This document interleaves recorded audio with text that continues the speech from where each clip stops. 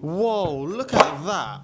So for Christmas this year, I decided to make my girlfriend a 3D printed gift. Now, I know what you're probably thinking. Is this guy gonna give her 3D printed junk for Christmas? Well, hopefully not. So this year we went to one of our best holidays ever. We went to Japan and had an incredible time.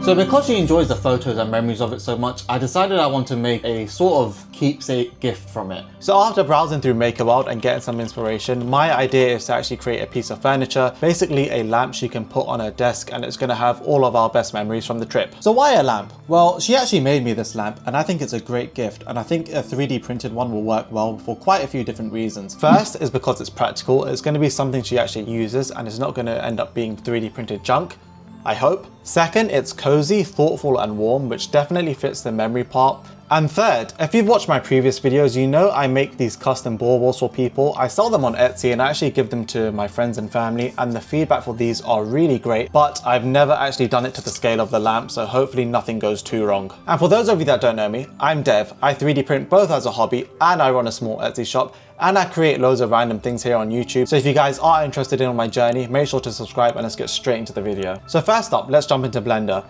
Because I already have the Blender files from my bauble, this is my base. I've already got the template set up, so it's gonna save us a lot of time. If you're curious how I got the image into the sphere, well, it's essentially a net wrap. I take the UV from the sphere, which is essentially all the individual faces. When we unwrap it, it's like a net. So if I export this net as an image file, I can then import it into software like Photoshop, chuck a photo onto it. So then when I end up importing this net back into Blender, it ends up wrapping our photos onto the sphere. So of course, we're not using color to make the image, we are using light, as you can see here. So essentially how it works is any light parts in the photo are going to be printed just a little bit thinner, and any darker parts are going to be printed just a little bit thicker, right? So if I take the light out from here, as you can see with this cap, this bauble just has a very rough surface, so it's based on varying thicknesses, and that's how you get this image based on light. And in order to get the level of detail we need of a photo onto the sphere, we have to divide it into literally millions of points, as you can see here, which is super cool. And one thing I forgot to mention is that I am using the displacement modifier in Blender, so that's literally going to move the geometry of the sphere in and out based on the image like I mentioned before. So now you know how it works, but I have a problem, and it's deciding how big this lamp should be. You see, I don't want it to be too big that it actually becomes overbearing on the desk, and if it is bad, it would literally quite be a big mistake.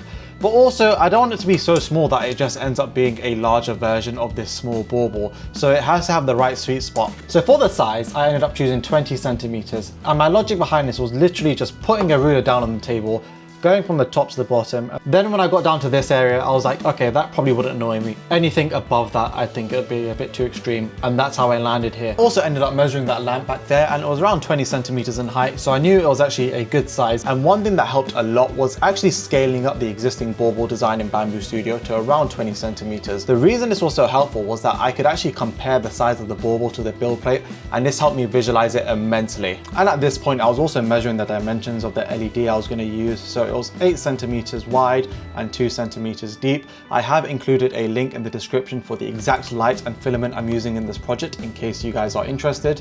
Cool, so one thing I really want to change design wise is actually the layout of this bauble. So right now, because this is 7 centimeters wide, I can only fit 3 or 4 full-size images on there, but obviously the lamp is going to be quite a bit bigger.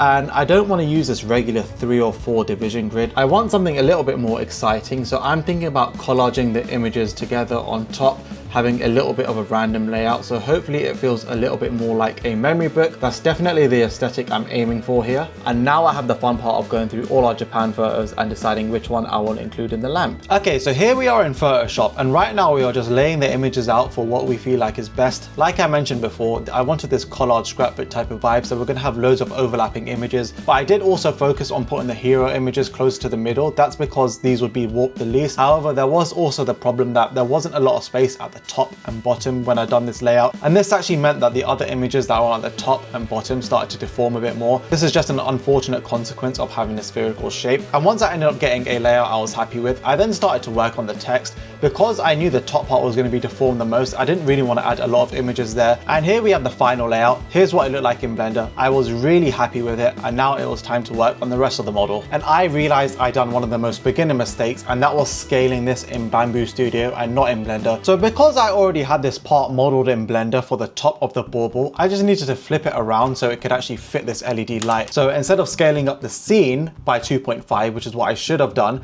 I was a dum-dum, and I was setting this to be 8 divided by 2.5 in Blender. Yep, I was doing the math in Blender. I have no idea why. I just thought this was easier. Like I said, I was tired late at night. But anyway, we did get it working after I checked it on Bamboo Studio. So now that we have the bottom part of the design sorted, I knew when I imported it into Bamboo Studio, something was missing. And that's when I knew I wanted a base for this project. So before, when I was on Makerworld, I ended up seeing this moon lamp design. I really like the base in this project and I wanted something similar. So I decided to see if their one would actually work on mine.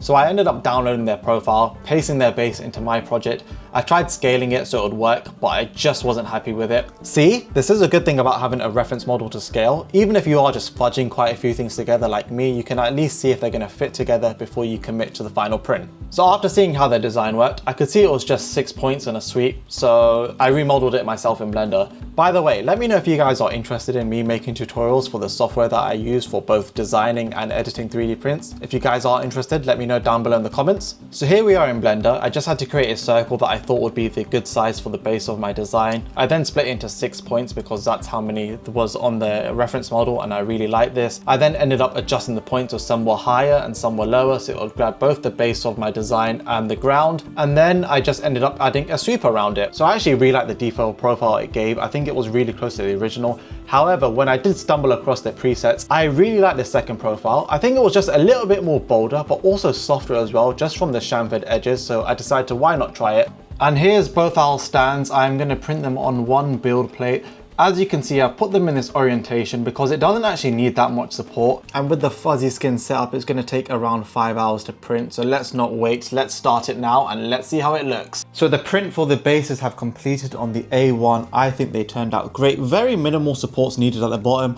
And that means the top and the sides had no support. So the majority of the design is going to remain clean.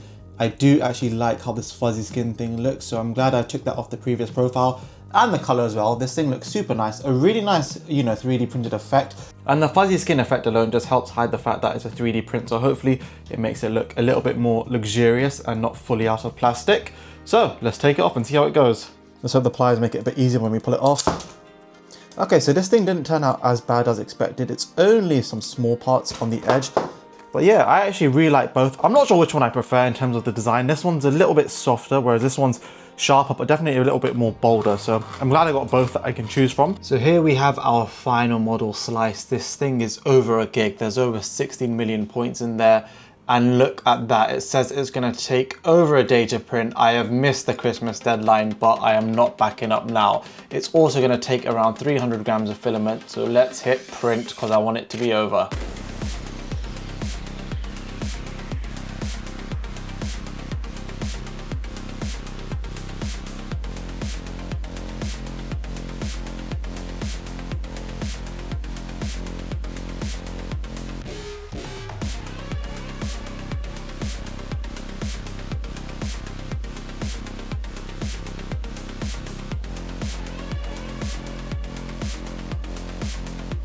Cool, so now let's see what it looks like off the build plate.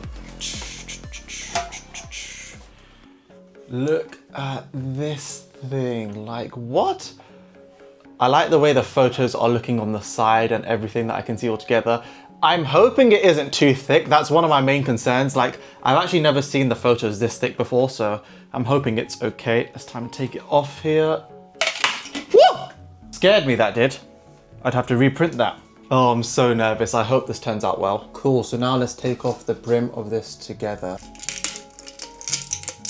Okay, seems to be coming off very, very easily here. Just literally crinkling it across.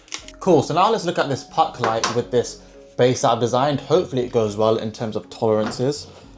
From what I can see right now, it is a little bit too loose, but that stand that I printed earlier on should help this, so it's not bad. But I did actually want it looser in general, just so that this thing can actually turn on the spot. Let's see how it looks like. This is the first time I'm gonna do it together. I hope it turns out okay.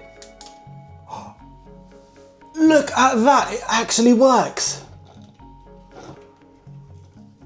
This is the first, let me close the curtains and turn off the light. This thing is so cool. I'm just gonna turn off the lights and close the curtains.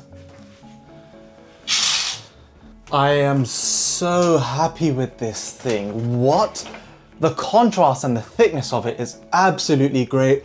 I even got the scale of the photos pretty decent as well, and man, this thing was totally worth it. What? I actually can't wait to give this to her. And the text says, of course, 2025 to an amazing, Devon Emily, to an amazing 2025. Oh my God, I'm super happy with this. Even the photos at the bottom look pretty good as well. Like, what? Look how great it looks with the stand and everything, right? So here's our photos. Here we are.